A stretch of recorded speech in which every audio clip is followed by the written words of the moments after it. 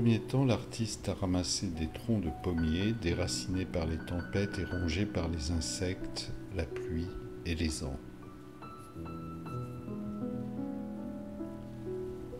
Puis au printemps, il a nettoyé les haies en coupant des branches de noisetiers, châtaigniers, aulnes, chênes et eucalyptus. Avec tous ces éléments, il a commencé la construction dans le parc à partir du 24 juin 2014. Le terrain a été divisé en 2 parcelles bordées de piquets.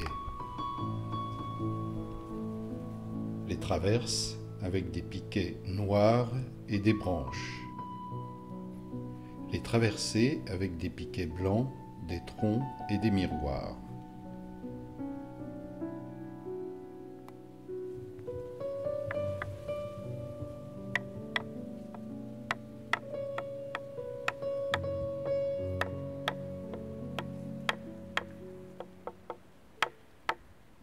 Là, ce que je veux, c'est encore en préparation, hein. C'est 5 corps flottants, hein, à partir de là.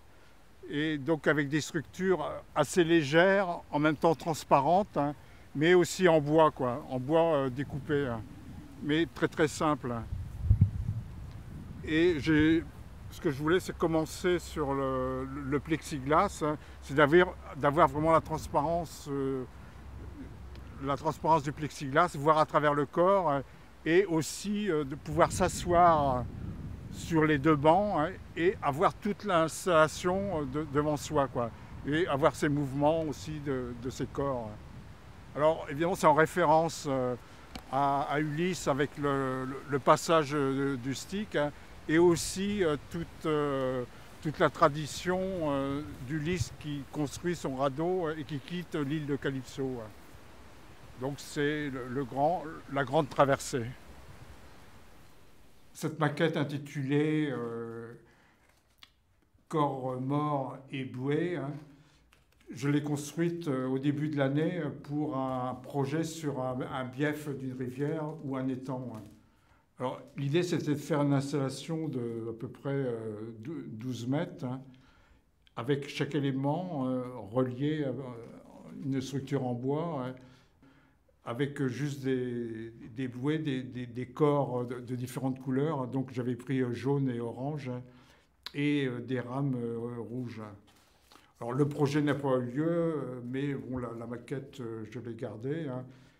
Et quand je suis venu en février dans le parc de Notre-Dame, hein, j'ai repensé à ce travail sur l'eau, hein. Et je me dis, finalement, je pourrais, comme j'avais beaucoup travaillé sur la notion de traversée, de commencer à travailler sur Terre à cette notion de traversée. Et comme j'avais des miroirs et des dépolis, je me suis dit, ça peut être intéressant de partir avec les éléments que j'ai déjà. Ces miroirs aussi, ça peut me donner cette impression d'eau, hein. Donc l'idée, c'était avec peu de choses, arriver à avoir un parcours, hein, et aussi avoir cette notion du vertical et de l'horizontal, passer de traverse des chemins des Monts d'Arrée à la plage de la côte qui se trouve à quelques kilomètres d'ici, quoi.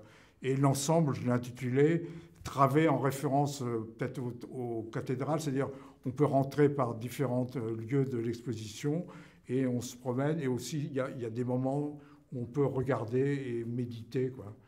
Donc voilà, j'ai intitulé ça « Travées, traverse et traversée ».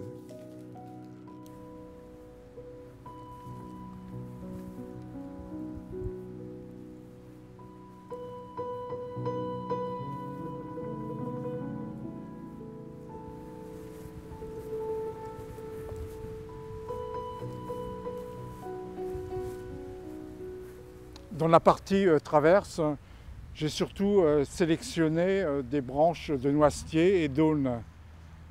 Et à chaque fois, ce que j'essaie plutôt, c'est de trouver des références, des formes, hein, et un montage de chaque branchage, un peu comme des architectures végétales.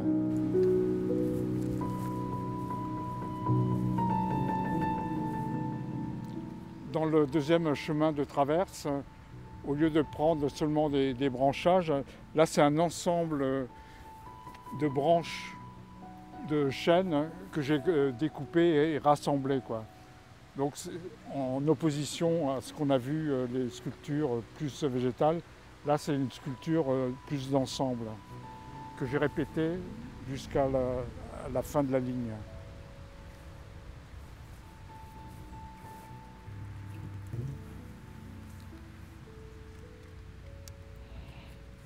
Entre les deux parties de traverse et traversée, ce que je voulais, c'était montrer le passage du Styx et arriver à trouver, comme Homère parle, des ombres.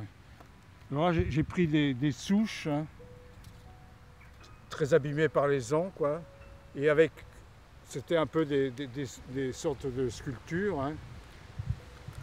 Donc je les ai vraiment installées sous des dépolis.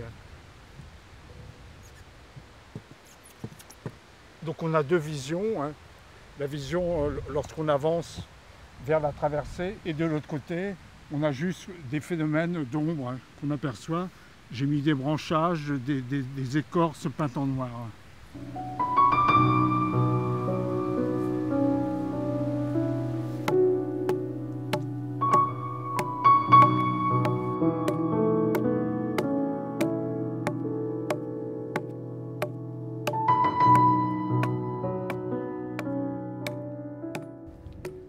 J'ai trouvé dans le champ 3 troncs que j'ai coupés, et à partir de là, ce que je voulais pour traverser, c'était retrouver le fil du bois et leur donner la forme d'une pirogue. Alors la notion qui m'intéressait surtout, c'était d'évider le centre, comme un peu Robinson Crusoe, et essayer de partir de son île. Donc vraiment pas lancer la pirogue sur l'eau, mais plutôt la creuser à terre. Jusqu'à la fin de l'installation, l'artiste interviendra sur le lieu, assemblera de nouvelles formes végétales et déplacera les miroirs pour créer un livre d'artiste.